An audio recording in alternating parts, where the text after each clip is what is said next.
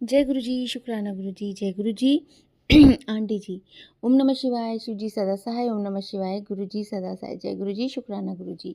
प्यारा सा शुक्राना सत्संग। आंटी जी हैं और आंटी जी को सपने में एक पैरट के दर्शन हुए, पैरट देखा उन्होंने और उनकी आँख खुल गई 4 बजे। तो वो जब 4 बजे उनकी आँख खुल गई ना, तो वो वॉशरूम के लिए गईं और वॉशरूम से आईं और आके लेट गईं और उनकी नज़र ना, उनके पास 2 पैरट हैं। उनकी नज़र ना अपने पैरट पे गई, तो एक पैरट वहाँ पे नहीं था। वो कभी अपने उनको पिंजरे में नहीं बंद करती थी, वो खुले घूमते रहते थे। उनका घर बना रखा था उन्होंने और उस घर में वो रहते थे, अपना घूमते फिरते थे, आके उसी पे अपना बैठे रहते थे, बंद नहीं करती थी उनको आंटी जी। तो एक पैरट उसमें से गायब था। तो आंटी ने सोचा वैसे भी मेरे बच्चे हैं, उनको बच्चों की तरह ध्यान रखती थी आंटी जी, कि वो इधर-उधर भाई घूम रहे होंगे।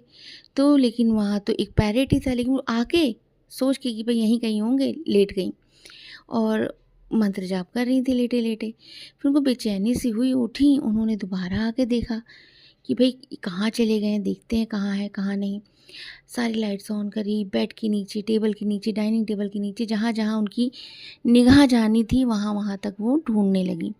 उन्हें मिला नहीं, बहुत ज़्यादा परेशान होने लगी कि कहाँ चला गया मेरा बच्चा, कहाँ चला गया, क्योंकि उसको बहुत दिल से प्यार करती थी। अब वो क्या करीं, बैठी रहीं आँखें बंद करके और गुरुजी का मंत्र जाप करें, गुरुजी कहाँ पे, मुझे पता है वो बाहर तो जा नहीं सकता, डोर तो सब बंद है और शाम को तो वो मुझे दिखे थे, कहाँ चले गए? मुझे कुछ समझ नहीं आ रहा गुरुजी, प्लीज़ मुझे बताओ। ये सोचते-सोचते बच्चों का टाइम होने वाला था स्कूल का। वो बेमन से बच्चों का टिफ़िन रेडी करने लगी, ढूँढ भी रही हैं और बेमन से वो अपना टिफ़िन रेडी कर रही हैं बच्चों का। और फिर उनके ना किचन में ना अ, मंत्र जाप वाला एक प्लगर है, तो उन्होंने क्या किया, सबसे पहले उनका एक काम है, जैसे किचन में जाती हैं सबसे पहले गुरुजी का मंत्र जाप चला देती हैं, उनको शुक्राना कह के फिर काम करती हैं। तो गुरुजी का मंत्र जाप जैसे ही ऑन किया, उन्होंने अरदास करी, गुरुजी प्लीज़ मुझे नहीं पता, मेरे बच्चे को आप ढूँढ के दो, मुझे नहीं पता। वो मंत्र जाप ऑन करके किचन से थोड़ा-सा बाहर ही निकली थी, तो किचन में जो किचन ड्रॉअर होती है ना, उसके अंदर वो पैरेट चला गया था और छिप गया, छिप क्या गया था, वो बंद हो गया था। और जैसे ही मंत्र जाप ऑन हुआ और वो पैरेट बाहर निकल आया, वो इतनी खुश हो गई, इतनी खुश हो गई, इतना शुक्राना किया आंटी जी ने कि गुरुजी का बस मंत्र जाप ऑन किया और प्यारा-सा उनका पैरेट मिल गया। जय गुरुजी, शुक्राना गुरुजी। एक आंटी जी का और सत्संग है संगत जी। एक आंटी जी का भी एक आंटी जी के अंकल का भी ट्रांसफ़र हुआ और जल्दी ट्रांसफ़र, बहुत दूर हो गया, कम से कम 1200-1300 किलोमीटर दूर। और कभी आंटी अंकल कभी दूर, मतलब कि दूर तो गए हैं लेकिन एक साथ ही रहे हैं। कभी ऐसा नहीं हुआ कि हाँ, हस्बैंड अंकल दूर हों या आंटी दूर हों, वो साथ ही रहे हैं शुरू से। और बच्चे भी उनके बड़े-बड़े हो गए, 2 बच्चे छोटे और 1 बच्चा बड़ा। तो बच्चा जो बड़ा वाला था वो 12th क्लास में था। अब मजबूरी थी, इसी वजह से नहीं जा पाए। अब बच्चा 12th में था, आंटी जी बहुत रोईं कि क्या होगा, इतनी दूर ट्रांसफ़र हो गया। और अंकल जी की ना बुरी आदतें थी, बहुत सी हो गई थी, बहुत सारी बुरी आदतों के साथ वो अपने आप को कैरी करके रखे हुए थे। ड्रिंक करते थे और चैटिंग करते थे और फीमेल्स के साथ। बहुत सारी उनके अंदर नेगेटिविटी थी, नेगेटिव हैबिट्स थी।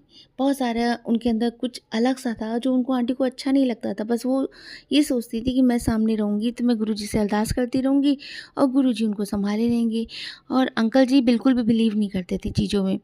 लेकिन आंटी जी का तो मन बहुत रहता था कि हाँ, गुरुजी सब ठीक कर देंगे, ठीक कर देंगे। और जब ट्रांसफ़र आया ना तो आंटी जी बहुत रोईं। आंटी जी ने कहा, इतनी दूर गुरुजी आपने, गुरुजी से बहुत शिकायतें की आंटी जी ने कि गुरुजी आपने इतनी दूर क्यों भेज दिया? ऐसा क्या था? क्यों भेज दिया गुरुजी आपने? मैं क्या करूँगी? कैसे रहूँगी? मुझे कुछ समझ नहीं आ रहा, मैं क्या करूँ गुरुजी? आंटी जी खूब रोईं, खूब रोईं। उस समय कुछ भी नहीं समझ आया था, क्योंकि आंटी जी उस समय नहीं समझ पा रही थी कुछ भी कि कैसे क्या होगा? क्यों इतनी देर दूर ट्रांसफ़र हो गया? उन्होंने सोचा कि वो यहाँ तक सोचने लगी, इतना अपने अंकल जी को प्यार करती थी। वो प्यार इसलिए करती थी कि अपने अंकल जी को बहुत अच्छे से जानती थी। वो जानती थी कि ये जो बुरी चीज़ें अंकल जी के साथ हो रही हैं ना, ये किसी गलत एनर्जी की वजह से हो रही हैं, किसी इविल आई या ब्लैक मैजिक की वजह से हो रही हैं।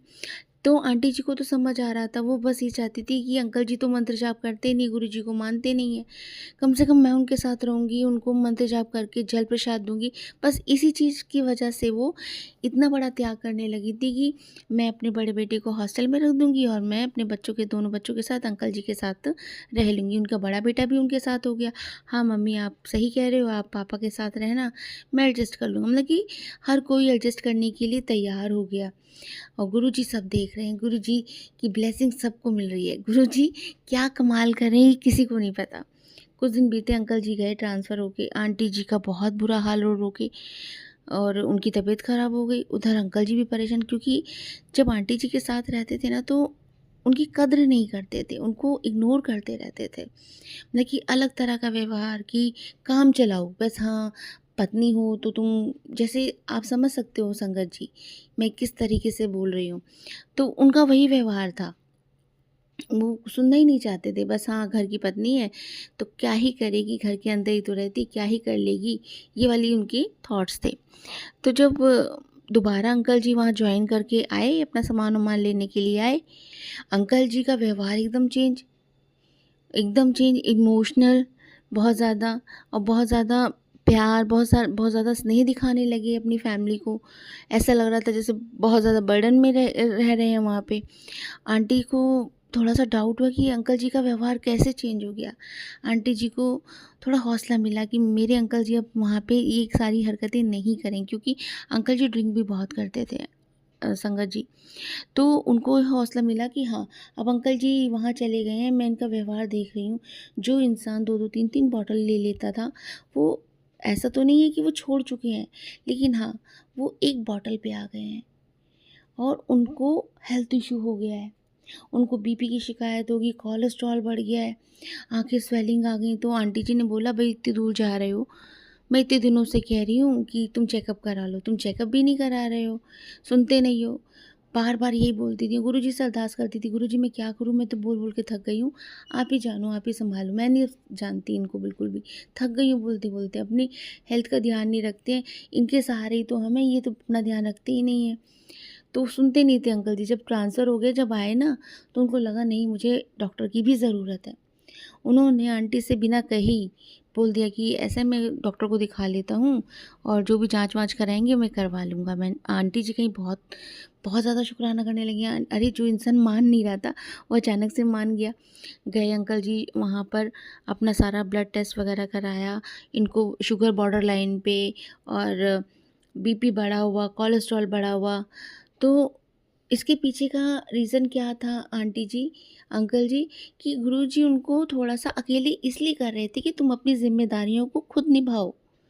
तुम्हारे साथ तुम्हारे अपने पीछे लग-लग के तुम्हें नाज़ुक बना दिया है। तुम्हें लगता है कि तुम गलती ही नहीं कर रहे हो, तुम गलतियाँ करते हो, तुम्हें फिर से सुबह से तुम्हारे आगे थाली मिल जाती है खाने की, कपड़े धुले हुए मिल जाते हैं, तुम्हें महसूस ही नहीं होता है कि तुम्हारे अपने तुम्हारी वजह से कितने परेशान हो रहे हैं। और ये आंटी की अरदास है, आंटी जब से गुरुजी से जुड़ी थी बस यही अरदास करती रहती थी, गुरुजी मेरे अंकल जी को सद्बुद्धि दो, सद्बुद्धि दो, सद्बुद्धि दो। तो ये जब ट्रांसफ़र हुआ ना, तो उनके अंदर वो एक मैच्योरिटी गुरुजी ने ले आए, जिससे वो चीज़ों को सँभलने, चीज़ें एकदम से तो नहीं चेंज हो गई हैं, लेकिन चीज़ों में परिवर्तन हो रहा है। और परिवर्तन हो रहा है, इसका मतलब परिवर्तित हो जाएँगी चीज़ें, गुरुजी की ब्लेसिंग से। तो ये चेंज देखने को आंटी जी को मिला। और ये शुक्राना सत्संग बहुत प्यारा है आंटी जी, अंकल जी, क्योंकि हम केवल गुरुजी से ज़िद करते हैं, लेकिन हम ये भूल जाते हैं कि ज़िद तभी पूरी होगी जब हम उसके लायक होंगे। हम छोटे बच्चे रहते हैं और हम ज़िद करते हैं कि नहीं हमें ये चाहिए, लेकिन हमारे पेरेंट्स को पता होता है कि कब चीज़ क्या देनी है, किस समय देनी है, क्या ज़रूरत है इस चीज़ों की। आजकल के पेरेंट्स क्या करते हैं कि मुझे पसंद आ गया, हमारे पास पैसा है, सब कुछ है, लो दे दो। लेकिन कई मिडिल क्लास फैमिली होती है, नहीं एडजस्ट कर पाती है, नहीं हो पाता है। लेकिन वो सोचते हैं कि नहीं अभी नहीं हुआ, जो चीज़ ज़रूरी है पहले वो देखते हैं। तो गुरुजी पहले वही देख रहे हैं। गुरुजी पहले हस्बैंड अंकल को इनको हेल्थ ब्लेस कर रहे हैं, और अब जब से वहाँ गए हैं वो प्रोटीन से खाना खा रहे हैं, अपनी दवाइयों पर ध्यान दे रहे हैं। जो इंसान वाइन 2-2 3-3 बॉटल पी लेता था, आज वो 1 बॉटल पे आ गया है। तो ये ट्रांसफ़र जो भी हुआ, ये ट्रांसफ़र गुरुजी ने केवल इसलिए करवाया कि अंकल जी का व्यवहार बदले, क्योंकि आंटी जी ने उनके लिए इतने शुक्राना किए हैं, इतने शुक्राना किए हैं कि ये बदलाव गुरुजी ने करना ही था, लेकिन सही समय पर। संगत जी, गुरुजी से ज़िद नहीं करनी चाहिए, गुरुजी से बस अरदास करनी चाहिए। गुरुजी को सब पता है कब किस समय क्या, कब कैसे देना है। तो हम ज़िद करके उन चीज़ों को अपने से दूर करते हैं। गुरुजी बोलते हैं कि तुम बस माँगो मत मुझसे, तुम बस शुक्राना करो, मुझे प्यार करो। तुम्हारे कर्मों को मैं जानता हूँ, तुम खुद तुम्हारे कर्मों को नहीं जानते, तुम अपने कष्टों को नहीं जानते हो, तुम्हारे साथ जो होने वाला है वो तुम नहीं जानते हो, मैं जानता हूँ। तो बस तुम अरदास करो, प्यार करो, शुक्राना करो, मंत्र जाप करो। किसी का दिल मत दुखाओ। कोई तुम्हें दुख देता है, तुम उसके लिए भी शुक्राना करो कि उसके साथ गुरुजी नहीं है, इसलिए वो दुख पहुंचा रहा है। गुरु संगत दुख नहीं पहुंचाती, गुरु संगत के इमोशंस होते हैं, वो कभी किसी को दुख नहीं पहुंचा सकती जो गुरुजी की प्यारी संगत है। तो आप, अगर आपको कोई दुख पहुंचा रहा है तो उसके लिए भी शुक्राना करो। कोई आपके साथ गलतियां कर रहा है उसके लिए भी शुक्राना करो। कोई आपको चीट कर रहा है ना, उसके लिए भी शुक्राना करो। शुक्राना ही सब कुछ है। शुक्राना से ही आपकी दवा है, दुआ है, सब कुछ है। गुरुजी खुश होते हैं शुक्राने से, और आप बहुत शुक्राने कर रहे हो। आप अपने अंकल जी के लिए बहुत शुक्राने कर रहे हो आंटी जी, तभी आपको ये सत्संग मिला है, और आपकी लाइफ में भी ये बदलाव आने वाला है। ये बदलाव जल्दी आप अपनी लाइफ में, अपने हस्बैंड अंकल में चेंज देखेंगे आंटी जी। गुरु जी की ब्लेसिंग आपके साथ है। कभी भी आपको लगे ना कि चीज़ें आपसे दूर जा रही हैं, वो दूर नहीं जा रही हैं, वो परफेक्ट होके आपके सामने आ रही हैं। आपकी नज़रें उस चीज़ को नहीं देख पा रही हैं। आंटी जी आज जब गुरु जी से अरदास करती, गुरु जी को शुक्राना करती हैं तो फूल ही नहीं समाती हैं। आज वो दूर ज़रूर हैं अंकल से, लेकिन वो और करीब आ गई हैं। डिस्टेंस तो है, मन दिल तो एक दूसरे के पास ही है, और गुरु जी ने जोड़ा हुआ है। गुरु जी सब जानते हैं। गुरु जी बोलते भी हैं, जो भी सारी चीज़ें तेरे हस्बैंड अंकल के साथ हुई, वो सारी बाहरी उड़ जाती, उसको मैंने कट कर दिया है, और उसको तेरे शुक्राने ने कट किया है। तेरे शुक्राने ने उसको जड़ से उखाड़ फेंका है। तो शुक्राना में कमी मत करना, दिल भर भर के शुक्राने किया करो। जो खाते हो उसके लिए शुक्राना किया करो, जो देखते हो उसके लिए शुक्राना किया करो, हर चीज़ के लिए शुक्राना किया किया करो। शुक्राना दवा है संगत जी, और गुरु जी ये दवा हर संगत को देते हैं। वो कहते हैं, तुझे मैं शुक्राने की रज़ा बख्श रहा हूँ। हर किसी को शुक्राने की रज़ा नहीं बख्शी जाती। गुरु जी हर किसी पे हाथ नहीं रखते। आप ये सत्संग सुन रहे हो, आप पे गुरु जी का बहुत बड़ा हाथ है, और वो आपसे शुक्राना कराना चाहते हैं, दिल से शुक्राना कराना चाहते हैं। जब आपके आंसू बहते हैं ना, समझो वो भी शुक्राना है, क्योंकि आपके वो खुशी के आंसू हैं। संगत जी, बहुत सारे सत्संग में आपने सुना होगा कि गुरुजी अपनी संगत की आंखों में आंसू नहीं देखते हैं, और गुरुजी को सच में आंसू देखना पसंद नहीं है। लेकिन जब आप खुश होते हो ना, जो आंसू आपके गिरते हैं वो शुक्राना के आंसू होते हैं। तो अगर आंसू गिर रहे हैं तो शुक्राना के आंसू गिर रहे हैं, तो उससे उसमें कमी मत करना। दिल से शुक्राना किया करो, क्योंकि दिल से जब आप शुक्राना करोगे ना, वो आपकी आंखों में झलक ही जाएंगे। तो ये प्यारा सा शुक्राना सत्संग आंटी जी, अगर आपको लगता है कि आप भी अपना सत्संग शेयर करना चाहते हैं, तो यहाँ पर व्हाट्सएप नंबर दिया गया है, आप उस पर अपना सत्संग शेयर कर सकते हैं, बोल कर सकते हैं, लिख के कर सकते हैं। जैसे आपकी इच्छा, जैसे आपका दिल करता है, वैसे आप अपना सत्संग शेयर कर सकते हैं। ये आपका ही चैनल है। जय गुरु जी। शुक्राना।